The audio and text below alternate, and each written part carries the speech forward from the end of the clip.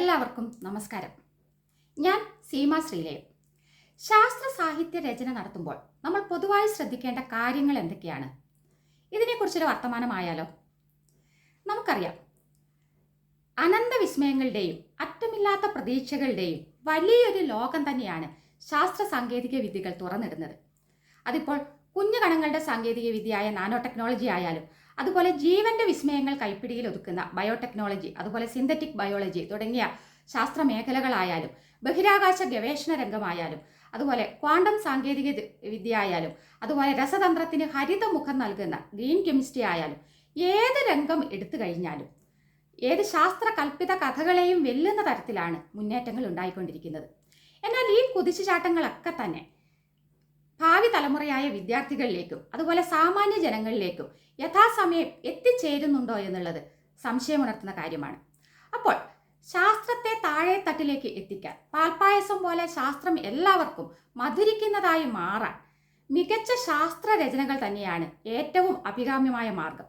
അപ്പോൾ നമ്മുടെ മലയാള ശാസ്ത്ര സാഹിത്യം ഏറെ സമ്പന്നമായിക്കൊണ്ടിരിക്കുന്ന ഒരു മേഖല തന്നെയാണ്. എങ്കിലും ഇനിയും മികച്ച രചനകൾ, കൂടുതൽ ആളുകൾ ഈ രംഗത്തേക്ക് കടന്നു വന്ന് മികച്ച രചനകൾ ഉണ്ടാവേണ്ടത് തീർച്ചയായും കാലഘട്ടത്തിൻ്റെ ആവശ്യം തന്നെയാണ്. ശാസ്ത്ര അവബോധം അഥവാ സയന്റിഫിക് ടെമ്പർ എന്നുള്ളത് നമ്മുടെ കാലഘട്ടത്തിൻ്റെ ആവശ്യമാണ്. കാരണം ശാസ്ത്രത്തിൻ്റെ മൂടുപടം അണിഞ്ഞെത്തുന്ന, ഒറ്റനോട്ടത്തിൽ ശാസ്ത്രം എന്ന് തോന്നുന്ന കപട ശാസ്ത്ര വാർത്തകൾക്കും വ്യാജ വാർത്തകൾക്കും ഒക്കെ കിട്ടുന്ന റീച്ച് നമ്മെ ആശങ്കപ്പെടുത്തുന്ന തരത്തിലുള്ളതാണ്. പലപ്പോഴും ലക്ഷ്മി തരുവും മുള്ളാത്തയും ഒക്കെ കഴിച്ച് ക്യാൻസർ മാറ്റാം, ഇതുപോലുള്ള വാർത്തകളൊക്കെ സൃഷ്ടിക്കുന്ന അപകടങ്ങൾ, പിന്നെ ഒരാളുടെ ജീവൻ എടുക്കുന്ന അവസ്ഥയിലേക്ക് വരെ അത് എത്തിച്ചേരുന്നത് പലപ്പോഴും നമ്മൾ കാണാറുണ്ട്. അപ്പോൾ ഇത്തരം തെറ്റായ വാർത്തകളെക്കുറിച്ച് നമ്മൾ തീർച്ചയായിട്ടും ജാഗ്രത പുലർത്തേണ്ടതുണ്ട്. അതുപോലെ നാസയുടെയൊക്കെ പേരിൽ, നാസയുടെ സൈറ്റാണെന്ന് ഒറ്റ നോട്ടത്തിൽ തോന്നിപ്പിക്കുന്ന വിധത്തിൽ പിന്നെ സൃഷ്ടിച്ച് അതിലൂടെ ലോകാവസാന വാർത്തകളൊക്കെ പടച്ചുവിടുന്നതൊക്കെ നമ്മൾ അടുത്ത കാലത്ത് കാണുകയുണ്ടായി. അപ്പോൾ ഇങ്ങനെ പരിഭ്രാന്തി സൃഷ്ടിക്കുന്ന തരത്തിലുള്ള വാർത്തകൾ, അല്ലെങ്കിൽ തെറ്റിദ്ധാരണ സൃഷ്ടിക്കുന്ന തരത്തിലുള്ള വ്യാജ വാർത്തകൾക്കൊക്കെ ഒരുപാട് റീച്ച് കിട്ടുമ്പോൾ അത് നമ്മുടെ സമൂഹത്തിൽ ഇനിയും ശാസ്ത്ര അവബോധം ആഴത്തിൽ വേര് പിടിക്കേണ്ടതുണ്ട് എന്നുള്ള സൂചന തന്നെയാണ് നൽകുന്നത്.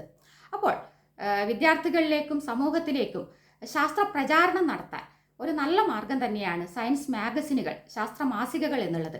അതിപ്പോൾ സ്കൂൾ തലത്തിൽ കുട്ടികൾ തയ്യാറാക്കുന്ന മാസികകളാവാം, അല്ലെങ്കിൽ ശാസ്ത്രമേളകളിലും മറ്റും മത്സര ഇനമായി ഉൾപ്പെടുത്തിയിട്ടുള്ള മാസികകളാവാം, ഏതുമായിക്കൊള്ളട്ടെ. അപ്പോൾ ഇതൊക്കെ തന്നെ നമ്മൾ സ്വയം ശാസ്ത്രത്തെ അടുത്തറിയാനും അതുപോലെ ശാസ്ത്ര സത്യങ്ങളും ശാസ്ത്ര അവബോധവുമൊക്കെ മറ്റുള്ളവരിലേക്ക് പകരാനുമുള്ള ഒരു അവസരമായിട്ട് നമ്മൾ തീർച്ചയായിട്ടും പ്രയോജനപ്പെടുത്തണം. ഇനി ശാസ്ത്രം എഴുതുന്നവർ ശ്രദ്ധിക്കേണ്ട കാര്യങ്ങൾ എന്തൊക്കെയാണ്? ഫിക്ഷൻ എഴുതുന്ന ആൾക്കാരെ അപേക്ഷിച്ചിട്ട് എന്ന് ഞാൻ പറയാൻ കാരണം, ഫിക്ഷൻ നമുക്ക് ഭാവനയിൽ നിന്ന് എഴുതാം. പക്ഷേ ശാസ്ത്രരചന നടത്തുന്ന സമയത്ത് തികച്ചും ആധികാരികമായ സ്രോതസ്സുകളെ അവലംബിച്ച് തികച്ചും ആധികാരികമായ വിവരങ്ങൾ കൃത്യമായി നൽകാൻ നമ്മൾ തീർച്ചയായിട്ടും ശ്രദ്ധിക്കേണ്ടതുണ്ട്. അല്ലെങ്കിൽ നമ്മുടെ എഴുത്തിൻ്റെ ആധികാരികത തന്നെ അവിടെ ഇല്ലാതായി പോകും. പലപ്പോഴും നമുക്കറിയാം, ഇൻ്റർനെറ്റിലൊക്കെ സെർച്ച് ചെയ്യുന്ന സമയത്ത് ഒരുപാട് പിന്നെ തെറ്റായ വിവരങ്ങൾ നമുക്ക് കിട്ടാൻ സാധ്യതയുണ്ട്. അപ്പോൾ തീർച്ചയായിട്ടും നമ്മൾ ആധികാരികമായ സ്രോതസ്സുകളെ തന്നെ വിവരങ്ങൾക്കായിട്ട് ആശ്രയിക്കേണ്ടതുണ്ട്.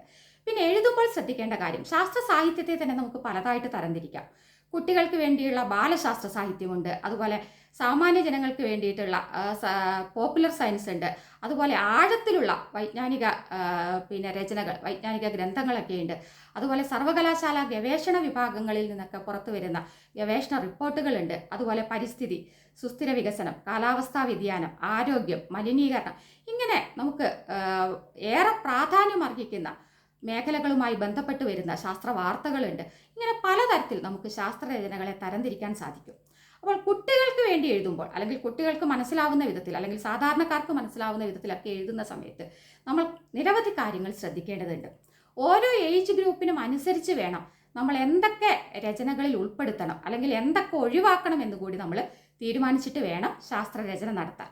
ഇപ്പോൾ കുട്ടികൾക്ക് വേണ്ടി ഒരു കാര്യം പറയുന്ന സമയത്ത് ഒരു അതിഗഹനമായ സമവാക്യത്തിൻ്റെ ഡെറിവേഷനോ അല്ലെങ്കിൽ അതിൻ്റെ അതിഗഹനമായ സൈദ്ധാന്തിക തലങ്ങളിലേക്കോ ഒന്നും തന്നെ പോവേണ്ടതില്ല. അതേസമയം ആശയം ചോർന്നു പോവാതെ ലളിതമായ ഭാഷയിൽ, മനോഹരമായി ഋജുവായ ഭാഷയിൽ, ആർജവമുള്ള ഭാഷയിൽ തന്നെ നമ്മൾ ആശയം ചോർന്നു പോവാതെ അവതരിപ്പിക്കാനും ശ്രദ്ധിക്കേണ്ടതുണ്ട്.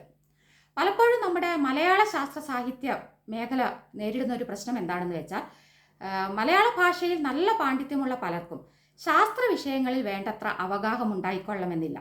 അതേപോലെ ശാസ്ത്രത്തിൽ നല്ല അവഗാഹമുള്ള പലർക്കും വേണ്ടത്ര ഭാഷാ സ്വാധീനം ഉണ്ടായിക്കൊള്ളണമെന്നില്ല.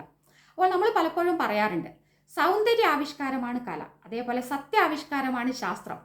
അപ്പോൾ കലയും ശാസ്ത്രവും സാഹിത്യവും ഇത് മൂന്നും വിരുദ്ധ ധ്രുവങ്ങളിൽ നിൽക്കേണ്ടതല്ല. ഇത് മൂന്നും കൂടി സമന്വയിപ്പിച്ച് കഴിഞ്ഞാൽ നമുക്ക് അതിമനോഹരമായി തന്നെ ശാസ്ത്രരചനകൾ നടത്താനും ശാസ്ത്രം പറയാനും അത് സമൂഹത്തിൻ്റെ ഏറ്റവും താഴെ തട്ടിലേക്ക് വരെ എത്തിക്കാനും സയൻറ്റിഫിക് ടെമ്പർ വളർത്തിയെടുക്കാനും ഒക്കെ സാധിക്കുമെന്നുള്ളത് യാതൊരു സംശയവുമില്ല. അപ്പോൾ അതിനുള്ള ശ്രമങ്ങളാണ് നമ്മൾ ഓരോ ശാസ്ത്ര രചനയിലൂടെയും അല്ലെങ്കിൽ ഓരോ ശാസ്ത്ര മാസികകളിലൂടെയും തീർച്ചയായും നടത്തേണ്ടത് എന്നുള്ളതാണ് എനിക്ക് ഓർമ്മിപ്പിക്കാനുള്ളത്. അതുപോലെ ലോകം നേരിടുന്ന പല വെല്ലുവിളികൾ, ഇപ്പോൾ പരിസ്ഥിതി പ്രശ്നങ്ങൾ, അതുപോലെ കാലാവസ്ഥാ വ്യതിയാനം, കാർബൺ ഫുട് പ്രിന്റ് കുറയ്ക്കൽ, അതുപോലെ ഊർജ്ജ സംരക്ഷണം, ജലസംരക്ഷണം, സുസ്ഥിര വികസനത്തിൻ്റെ ആവശ്യകത, ഇങ്ങനെ ഒരുപാട് കാര്യങ്ങളുടെ പ്രാധാന്യം വിദ്യാർത്ഥികളിലേക്ക് എത്തിക്കാൻ കഴിഞ്ഞാൽ തന്നെ ലോകം നേരിടുന്ന വലിയ പ്രശ്നങ്ങൾക്ക് നമുക്കും അണ്ണാറക്കണ്ണനും തന്നാലായത് എന്ന് പറഞ്ഞതുപോലെ നമ്മുടേതായ പ്രവർത്തനങ്ങളിലൂടെ ഒരു പരിധിവരെയൊക്കെ പരിഹാരം കാണാൻ തീർച്ചയായിട്ടും നമുക്ക് സാധിക്കും എന്നുള്ളതിൽ സംശയമില്ല. അപ്പോൾ ശാസ്ത്രരചന നടത്തുന്ന സമയത്ത് ആധികാരികമായ സ്രോതസ്സുകൾ, പലപ്പോഴും നമ്മൾ ഇൻ്റർനെറ്റൊക്കെ സെർച്ച് ചെയ്യുന്ന സമയത്ത് തെറ്റായ വിവരങ്ങളൊക്കെ കിട്ടാൻ സാധ്യതയുണ്ട്. അപ്പോൾ നമുക്ക് നേച്ചർ മാഗസിൻ്റെ സൈറ്റോ അല്ലെങ്കിൽ സയൻസ് മാഗസിൻ്റെ സൈറ്റോ, ഇപ്പോൾ ബഹിരാകാശ ഗവേഷണവുമൊക്കെയായി ബന്ധപ്പെട്ട വിവരങ്ങൾ സെർച്ച് ചെയ്യുന്നതിനിടയ്ക്ക് നാസയുടെ സൈറ്റ് നോക്കാം, അല്ലെങ്കിൽ ISROയുടെ സൈറ്റ് നമുക്ക് നോക്കാം, അല്ലെങ്കിൽ വിവിധ പുതിയ കണ്ടുപിടുത്തങ്ങൾ, ഇപ്പോൾ ബയോടെക്നോളജിയിലെ ഒരു പുതിയ കണ്ടുപിടുത്തം, അല്ലെങ്കിൽ ക്ലോണിങ്, അല്ലെങ്കിൽ നാനോ ടെക്നോളജി, എന്തോ ആയിക്കൊള്ളട്ടെ. അപ്പോൾ അതാത് ഗവേഷണ സ്ഥാപനങ്ങളിൽ നിന്ന് തന്നെ ഡയറക്റ്റായിട്ട് പുറത്തു വരുന്ന റിപ്പോർട്ടുകൾ നമുക്ക് സെർച്ച് ചെയ്ത് കണ്ടുപിടിക്കാൻ സാധിക്കും. അപ്പോൾ ഇതൊക്കെ നമ്മൾ അവലംബിക്കുകയാണെങ്കിൽ നമുക്ക് തെറ്റുവരാതെ, പരമാവധി തെറ്റുവരാതെ നോക്കാൻ തീർച്ചയായിട്ടും സാധിക്കും. അപ്പോൾ അത് ശാസ്ത്രരചന നടത്തുന്നവർ ശ്രദ്ധിക്കേണ്ട വലിയൊരു കാര്യം തന്നെയാണ്. പിന്നെ കുട്ടികൾക്ക് വേണ്ടി ശാസ്ത്രം എഴുതുന്ന സമയത്ത് നമുക്ക് ആകർഷകമായ തലവാചകങ്ങൾ നൽകാം. മനോഹരമായ തലവാചകങ്ങൾ ഒറ്റ നോട്ടത്തിൽ തന്നെ കുട്ടികളെ ശാസ്ത്രരചനകൾ വായിക്കാൻ, അല്ലെങ്കിൽ സാധാരണക്കാരെ ശാസ്ത്രരചനകൾ വായിക്കാൻ തീർച്ചയായിട്ടും പ്രേരിപ്പിക്കും. അതേപോലെ ചില വിഷയങ്ങൾ പറയുന്ന സമയത്ത് നമുക്ക് ശാസ്ത്രകൽപ്പിത കഥകളിലെയോ അല്ലെങ്കിൽ സയൻസ് ഫിക്ഷൻ സിനിമകളിലെയൊക്കെ രംഗങ്ങൾ അവതരിപ്പിച്ചുകൊണ്ട് തുടങ്ങാം. അല്ലെങ്കിൽ അതുമായി ബന്ധപ്പെട്ട പരിസ്ഥിതിയൊക്കെയായി പറയുന്ന സമയത്ത് ചില കവിതകളിലെ വരികൾ നമുക്ക് ഉദ്ധരിച്ചുകൊണ്ട് തുടങ്ങാം. അതേപോലെ അതുമായി ബന്ധപ്പെട്ട കഥകൾ അല്ലെങ്കിൽ അതുമായി ബന്ധപ്പെട്ട പുസ്തകങ്ങളിലെ ഭാഗങ്ങൾ ഒക്കെ നമുക്ക് കടമെടുത്തുകൊണ്ട് തുടങ്ങാൻ സാധിക്കും. പക്ഷേ ഇതൊക്കെ ചെയ്യുന്ന സമയത്ത് അത് ശാസ്ത്രവുമായി ബന്ധമുള്ളതാണ് എന്ന് ഉറപ്പാക്കണം. ആശയങ്ങൾ തെറ്റിദ്ധാരണ പരത്തുന്ന തരത്തിലുള്ളതാണെങ്കിൽ അത്തരം ഉദ്ധരണികൾ നമ്മൾ ഉപയോഗിക്കാതിരിക്കുകയായിരിക്കും നല്ലത്. ശാസ്ത്രവുമായി ബന്ധമുള്ള ഭാഗങ്ങൾ മാത്രം എടുത്തുപയോഗിക്കാൻ പ്രത്യേകം നമ്മൾ ശ്രദ്ധിക്കേണ്ടതുണ്ട്.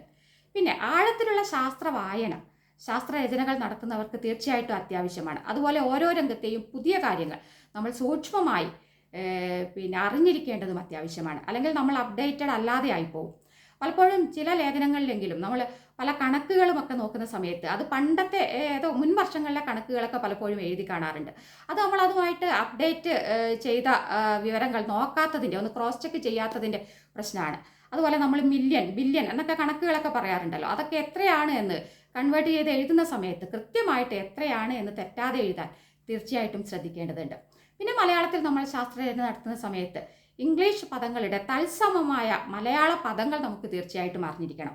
അടിസ്ഥാനമായ ശാസ്ത്ര വിവരങ്ങൾ സ്വായത്തമാക്കുന്നതിനോടൊപ്പം തന്നെ ശാസ്ത്ര സാങ്കേതിക പദാവലികൾ നമുക്ക് സ്വായത്തമായില്ല എങ്കിൽ ഒരുപാട് അബദ്ധങ്ങൾ നമ്മുടെ രചനകളിൽ വരാൻ സാധ്യതയുണ്ട്. ഒരു ചെറിയ ഉദാഹരണം പറയുകയാണെങ്കിൽ, നമ്മൾ പ്രകാശത്തെക്കുറിച്ച് എഴുതുന്ന സമയത്ത് ഒരുപാട് വാക്കുകൾ, ഡിഫ്രാക്ഷൻ, റിഫ്രാക്ഷൻ, റിഫ്ലക്ഷൻ, സ്കാറ്ററിങ്, ഇങ്ങനെ ഒരുപാട് വാക്കുകൾ ഇംഗ്ലീഷിൽ പലർക്കും അത് ചോദിച്ചു കഴിഞ്ഞാൽ എന്താണെന്ന് ഡെഫിനിഷൻ അറിയാം. പക്ഷെ മലയാളത്തിലേക്ക് മാറ്റുന്ന, തർജ്ജമ ചെയ്യുന്ന സമയത്ത് അത് തെറ്റി എഴുതി കാണാറുണ്ട് പലപ്പോഴും. അപ്പോൾ നമുക്ക് മലയാള ശാസ്ത്ര സാങ്കേതിക പദങ്ങൾ സ്വായത്തമാക്കേണ്ടത് അത്യാവശ്യമാണ്. ചില സമയത്തൊക്കെ നമുക്ക് ശാസ്ത്ര സാങ്കേതിക പദാവലി കോശങ്ങളൊക്കെ അതിനുള്ള മാർഗമായി, ഡിക്ഷണറികളൊക്കെ അതിനുള്ള സഹായകമായി നമുക്ക് ഉപയോഗിക്കാൻ സാധിക്കുന്നതാണ്. അപ്പോൾ ആഴത്തിലുള്ള വായന, ശാസ്ത്ര ഗ്രന്ഥങ്ങളും ശാസ്ത്ര മാസികകളും പത്രങ്ങളിൽ വരുന്ന റിപ്പോർട്ടുകളും അതുപോലെ നമുക്ക് ശാസ്ത്ര സാങ്കേതിക ഗവേഷണ സ്ഥാപനങ്ങളുടെ സൈറ്റുകളും ഒക്കെ നിരന്തരം നമ്മൾ നോക്കിക്കൊണ്ടിരിക്കേണ്ടത്, നമ്മൾ അപ്ഡേറ്റഡ് ആയിക്കൊണ്ടിരിക്കേണ്ടത് തീർച്ചയായിട്ടും അത്യാവശ്യമാണ്.